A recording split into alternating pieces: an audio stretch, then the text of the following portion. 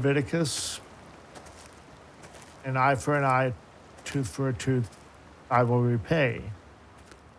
Often quoted scripture that people use to justify the death penalty.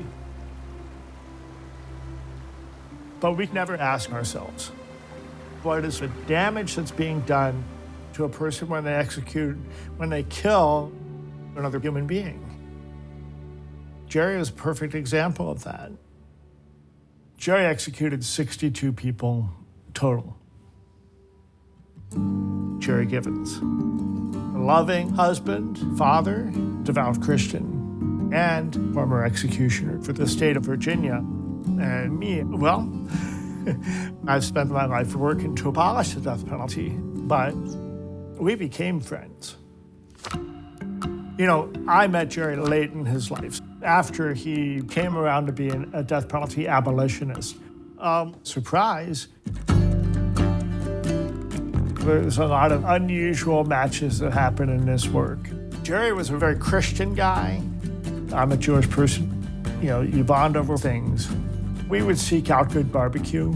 Jerry was a little pudgy, so am I. Jerry was my friend. Thank you for coming up here, brother. Thank you for that. Jerry was born in Virginia. Lifelong resident of Richmond. He lost his father to drugs. He wanted to be a football player. You know how that goes for people. You're either in or you're out. He wanted to be a police officer. But he ended up with a job as a corrections officer. And of course, then in 1972, the Supreme Court struck down all the death penalty laws in the country.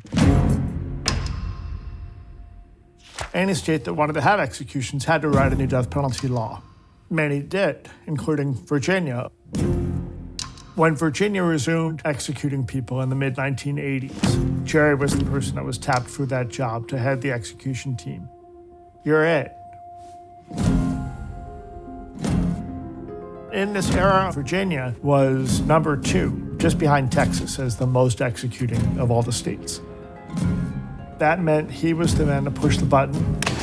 25 electrocutions, and he pushed the syringe for 37 lethal injections. Jerry's prayer always was, God, don't let me execute an innocent person.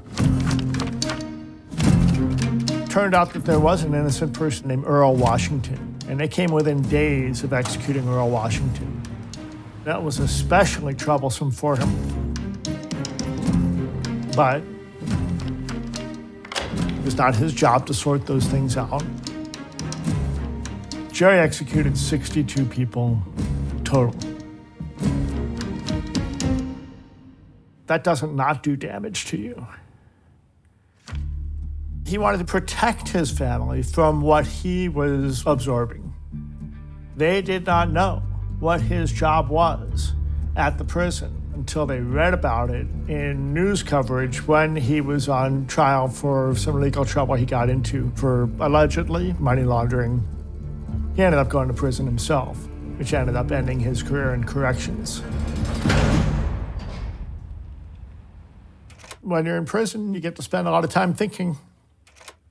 And I think Jerry came to understand the evil of the death penalty. So I think this was a wake-up call from God. The system wasn't right. The burden we ask state workers to take on when we ask them to kill in our name is lifelong. Many internalize it and end up alcoholic or drug addicted or committing suicide. But Jerry, he told a story. You know, he spent the rest of his life trying to make amends and fix it.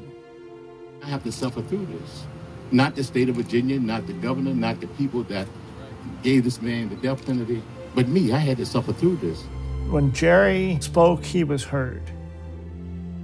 His voice was undeniable. A part of his goal was to protect other prison workers, his comrades. He saw himself as on a mission to right some wrongs. That's where his heart was. During the summer, just happened to be looking at Facebook and noticing that somebody was liking specific pictures. And they were all pictures that Jerry was in. So I said, what's up?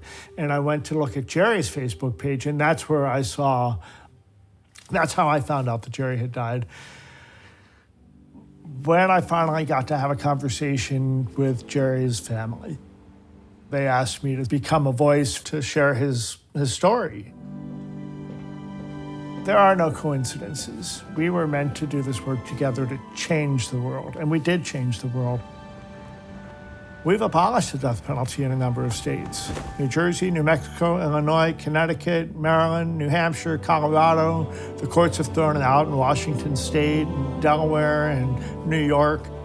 Virginia, they're actually in their legislature in a conversation about abolishing the death penalty. Jerry would have been happy to know that this possibility exists, in part with his testimony.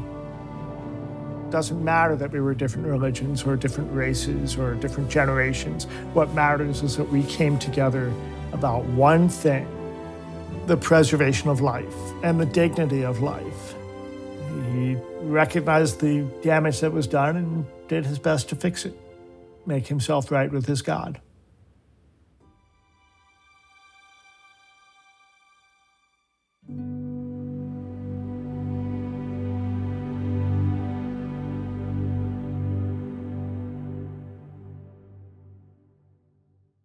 Hi, this is Ben Proudfoot, the director and producer of Cause of Life. I invite you to leave your comment below and tell us what's on your mind. Maybe you have an opinion on the death penalty, or you want to leave a note for Jerry's family and friends.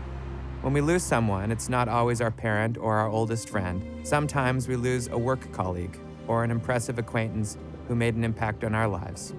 That's why we road tripped across America to make this series. So stay tuned for the next episode of Cause of Life.